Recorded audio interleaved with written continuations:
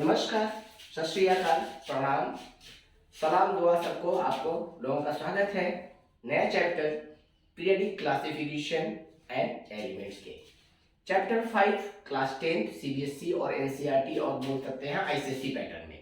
आज हम उसका बेसिक फंडामेंटल पढ़ने वाले हैं, क्लासिफिकेशन ऑफ एलिमेंट्स जो होता है और उसका जो पीरियडिक टेबल बनाया जाता है। अब उसके वजह रीजन पहला कि what is the need of classification of element, तो हमें पढ़ना है आज का क्लासिफिकेशन। और पहले क्लासिफिकेशन जिसके बारे में पढ़ा गया, फिर उसके बाद से किसके बारे में पढ़ा, फिर इसी तरह से पार्ट वाइज हम आ जाएंगे मॉडर्न पीरियडिक टेबल में। लेकिन सबसे पहले हमें आते हैं fundamental, that is called why we needed the classification of element. अब जरा ध्यान से देखिए, मान लीजिए let me take the example.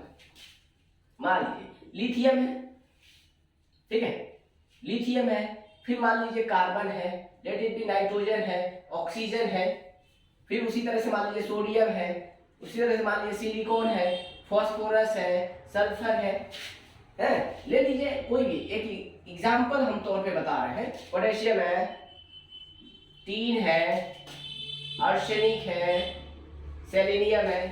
अब जरा ध्यान से देखिए, मैं ये लिखा हूं जो लिथियम का क्या है, जब वो ऑक्सीजन के साथ रिएक्ट करता है तो लिथियम ऑक्साइड बनाता है। उसी तरह से सोडियम ऑक्साइड Na2O, उसी तरह से ये बनाता है K2O। कार्बन ऑक्सीजन के साथ CO2 SiO2 SnO2, ठीक है। उसी तरह से नाइट्रोजन, ठीक है, नाइट्रोजन जब रिएक्ट किया मान लीजिए क्लोरीन के साथ, लेट इट बी एग्जांपल के तौर पे, तो क्या बनाएगा NCl3 PCl3 AsCl3। मतलब ऑक्सीजन का, ऑक्सीजन है, लेट इट बी ऑक्सीजन, किसी भी एक कोई भी ले लीजिए, हाइड्रोजन ले लीजिए, कोई भी है, फ्लोरीन के साथ ले लीजिए, तो क्या हुआ, फ्लोरीन के साथ ले लीजिए या कोई भी एलिमेंट के साथ ले लीजिए, तो ऑक्सीजन बाइंड करेगा, ठीक है। तो उसी तरह से ऑक्सीजन का प्रॉपर्टी क्या है, इससे मिलता जुलता है, इससे जैसे H2O, H2S, H2SE, hydrogen oxide, hydrogen sulphide, hydrogen. तो यहाँ पे ध्यान में रखिए, अगर हम लोग इंडिविजुअली पढ़ने लगे, ध्यान में रखिएगा, इंडिविजुअली लिथियम के बारे में पढ़ने लगे तो उसका प्रॉपर्टी पढ़ेंगे, उसका फिजिकल प्रॉपर्टीज, केमिकल प्रॉपर्टी पढ़ेंगे, यूजेस पढ़ेंगे। तो ये क्या हुआ, अगर पढ़ ली, फिर उसके बाद से फिर आ जाएंगे कार्बन के ऊपर, फिर आ जाएंगे नाइट्रोजन के ऊपर, फिर ऑक्सीजन के ऊपर, फिर सोडियम के ऊपर। इस तरह से अगर पढ़ा जाएगा तो सोचिए 118 एलिमेंट है और 118 चैप्टर, मतलब 118 चैप्टर्स विल बी पॉसिबल, बनाया जा सकता है। पढ़ने वाले पढ़ते भी हैं, लेकिन क्या इतनी पॉसिबिलिटी है कि आप 118 एलिमेंट के ऊपर 118 चैप्टर पढ़ें, और जो इसमें भी कार्बन के ऊपर एक स्पेशली ऑलरेडी क्या है, ऑर्गेनिक केमिस्ट्री होती है, उसमें कम से कम ऑलरेडी 25-30 चैप्टर पढ़े जाते हैं 11-12 में, ठीक है, एंड मेडिकल की तैयारी नीट के लिए। तो यहाँ पर ध्यान में रखिए, तो इंडिविजुअल एलिमेंट के लिए इतना समय नहीं है कि सबकी पॉसिबिलिटी है कि सारे एलिमेंट के बारे में इंडिविजुअली पढ़ाया जाए और पढ़ा जाए। वजह है, ध्यान में रखिए, क्योंकि लिथियम इनका जितना प्रॉपर्टी है वैसे ही इसका भी है, वैसे ही इसका भी है। तो अब ये सभी क्या हो गए, एक ग्रुप में आ जाते हैं, क्योंकि कार्बन, सिलिकॉन, टीन सबका एक जैसा है कि नहीं है, तो एक जैसी प्रॉपर्टी होने की वजह से, तो याद रखिएगा इनका क्या होता है, इंडिविजुअल, ठीक है। तो इंडिविजुअल स्टडी क्या हो जाएगा, it is difficult to, reason क्या है, नीड्स ऑफ क्लासिफिकेशन, क्यों नीड किया गया, it is difficult to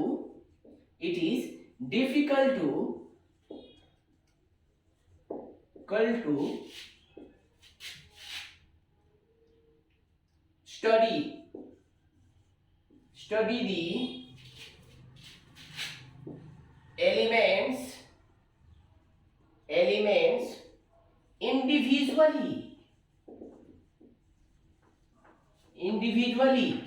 individually along with their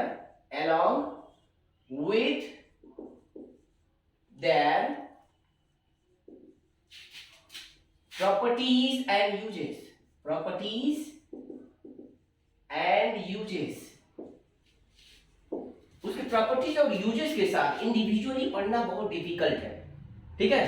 तो इसीलिए क्लासिफिकेशन, सो दैट, यहां पर लिख सकते हैं so that classification classification is needed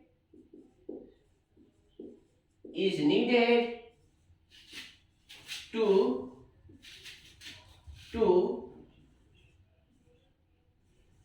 make it easier to remember the elements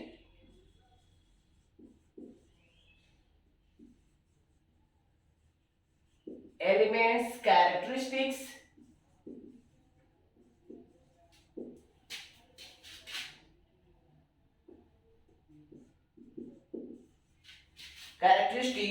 and uses। तो इसीलिए क्लासिफिकेशन को क्या है, होना जरूरी है। एलिमेंट को क्लासिफाई किया जाता है और पीरियडिक टेबल बनाकर उसकी पढ़ा जाता है। तो सबसे पहला अब हम आते हैं इनके जो पुराने समय में जो क्लासिफिकेशन हुए थे उसमें कौन कौन से क्लासिफिकेशन पढ़े जाते हैं। तो पहला आते हैं classification.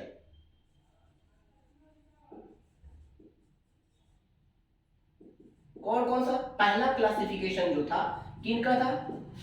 डॉवर्नियर triad.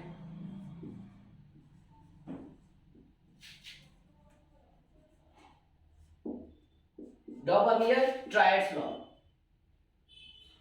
Triads law. Dobereiner triad ने एक क्या चार्ट प्रिपेयर किया और उन्होंने क्या दिया? डॉवर्नियर ट्रायड लॉ दिया। उसी तरह से दूसरा जो आए क्या? Newlands law of octaves. Newlands law of octaves ये भी आए अपना, ये भी एक लॉ दी। तीसरा मेंडेलीव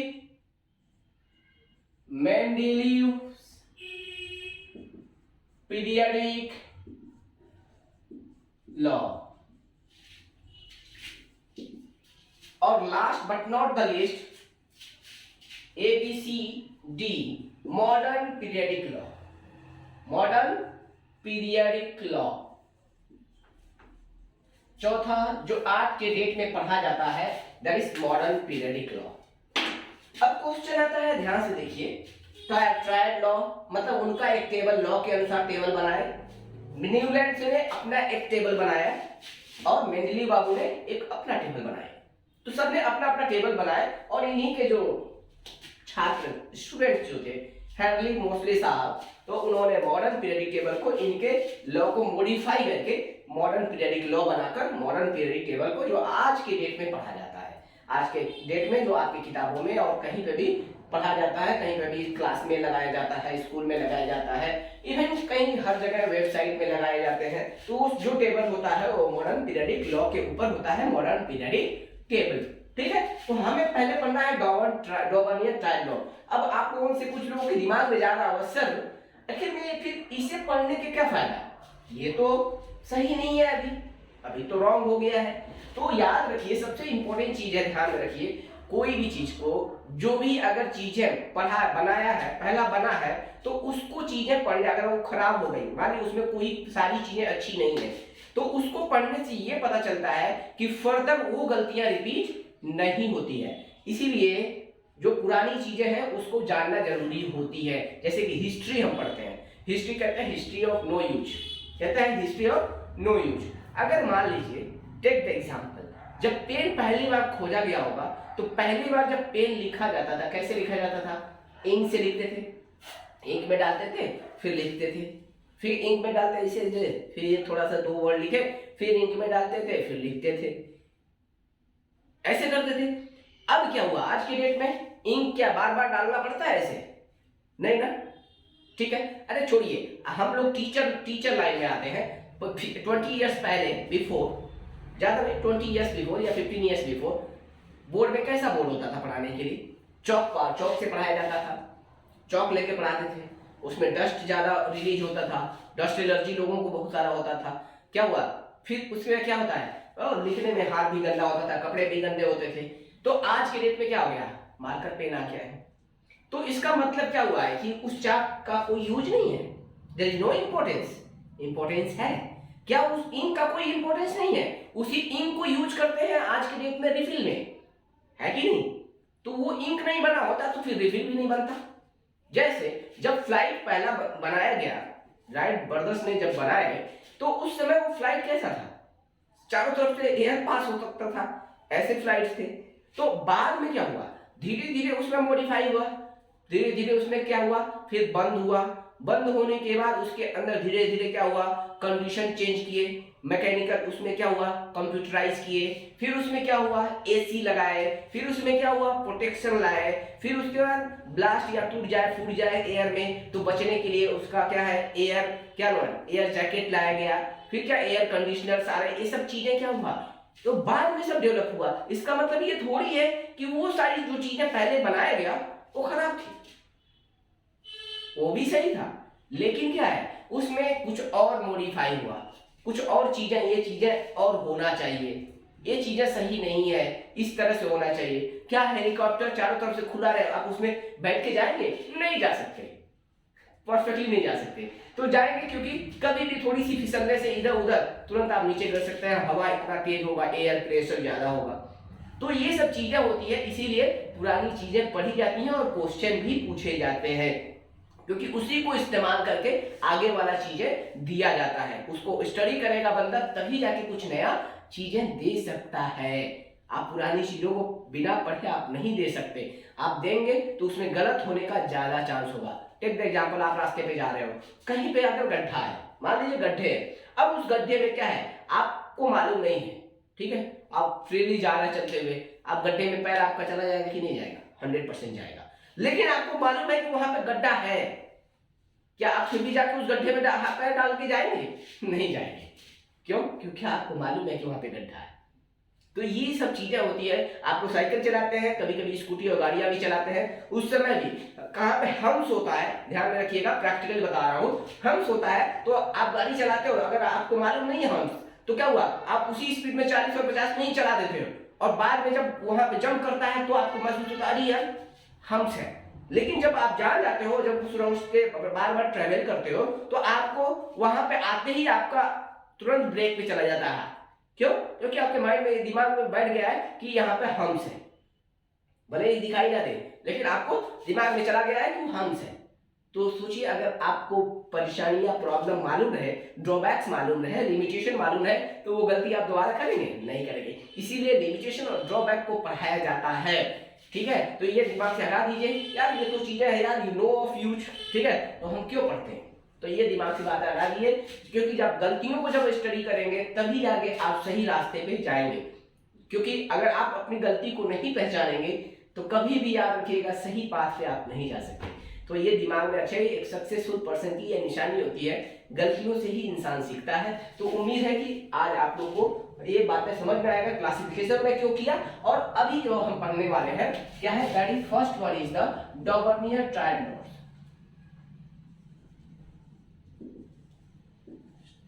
लॉ। हो सकता है कोई थोड़ा बहुत स्पेलिंग मिस्टेक हो तो सही लिख लीजिएगा आप लोग। डॉवर्नियर ट्रायड लॉ कहता क्या है, इसमें लॉ क्या कहता है, when this law states that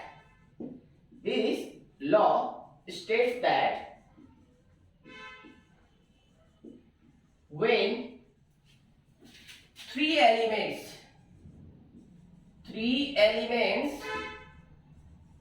are arranged in increasing order of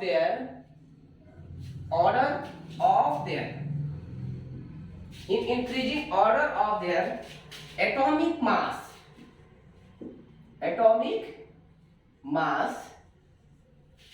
ठीक है, increasing order of their atomic mass, then the average mass of the first and third elements was roughly equal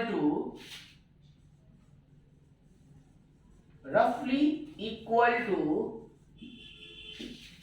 mass of the mass of the middle element.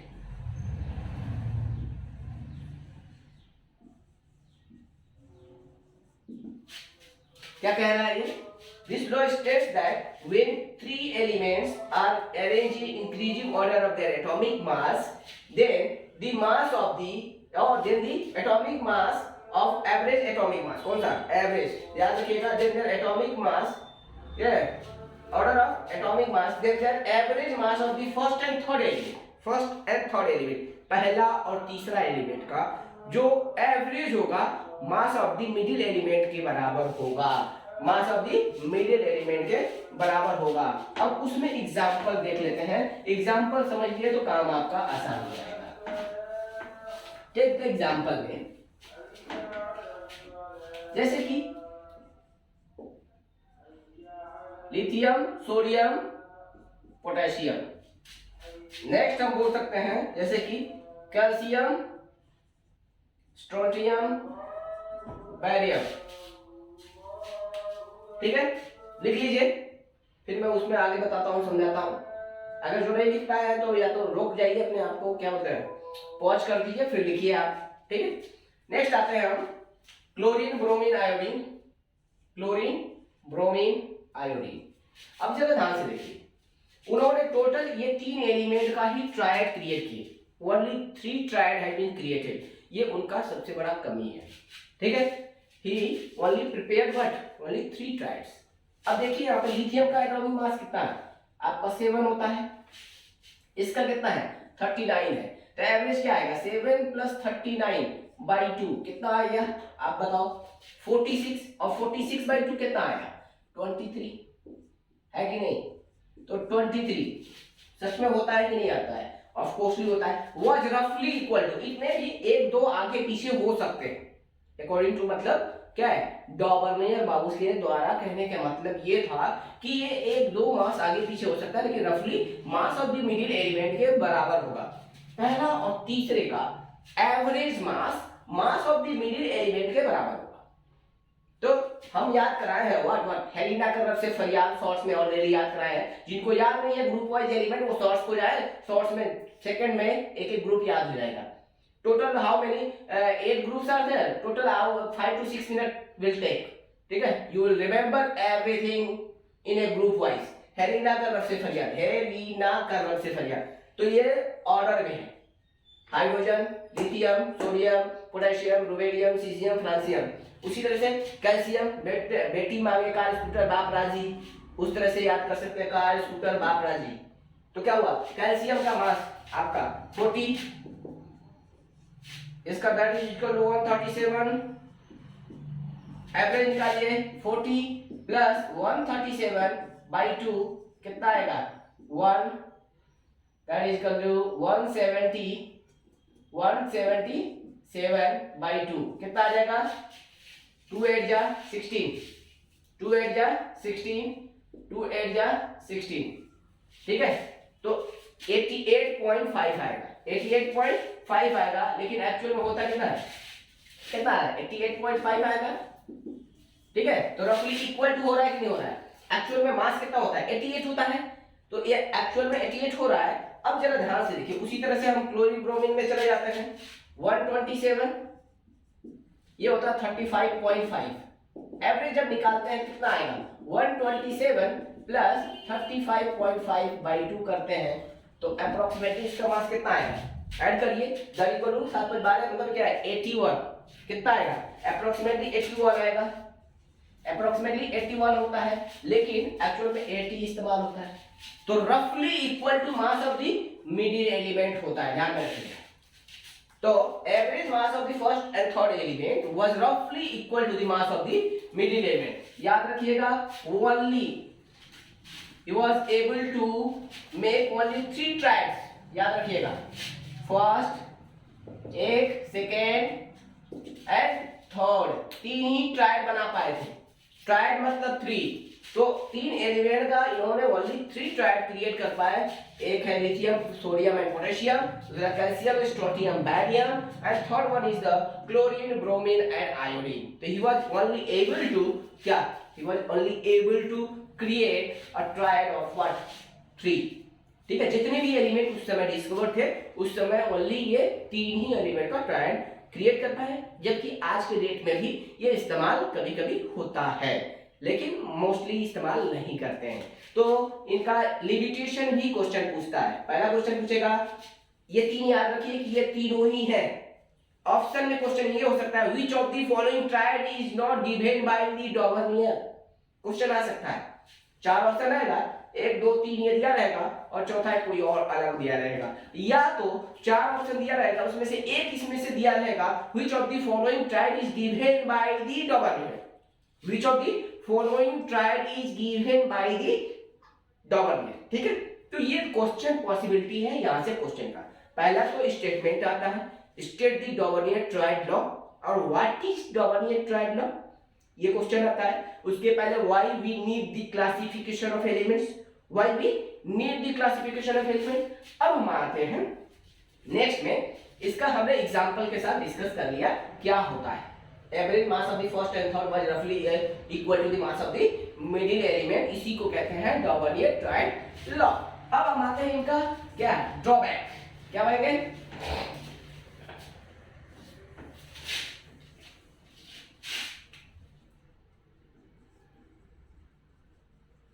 drawbacks of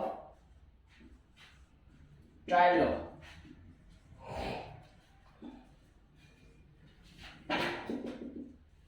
He was only able to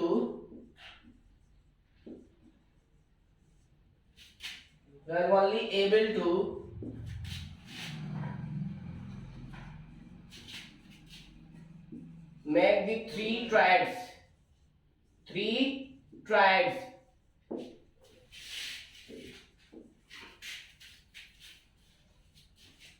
remaining elements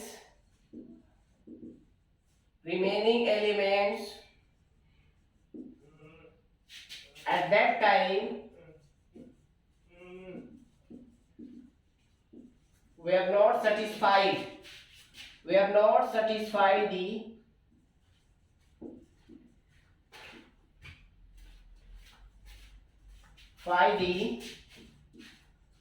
triad law। तो ये क्या है, उनके कमी था। उस समय जितने एलिमेंट थे सारे एलिमेंट ट्रायड लॉ को सेटिस्फाई नहीं कर पाए। ठीक है, ओनली 3 ही ट्रायड क्रिएट कर पाए। इंपॉर्टेंस क्या है, what is the importance, question पूछेगा what is the importance, importance क्या है इनका। ठीक है, even nowadays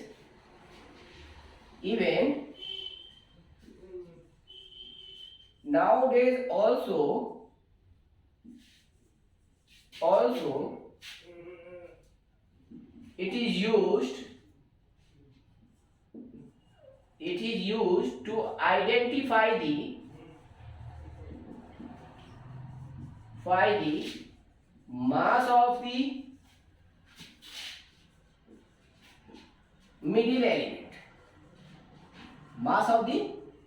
middle elements। even क्या nowadays also it is used to identify the mass of the middle element। तो बोलेगा what are the drawbacks of Dobereiner triad law. Next question पूछेगा what are the importance या what is the importance of triad law.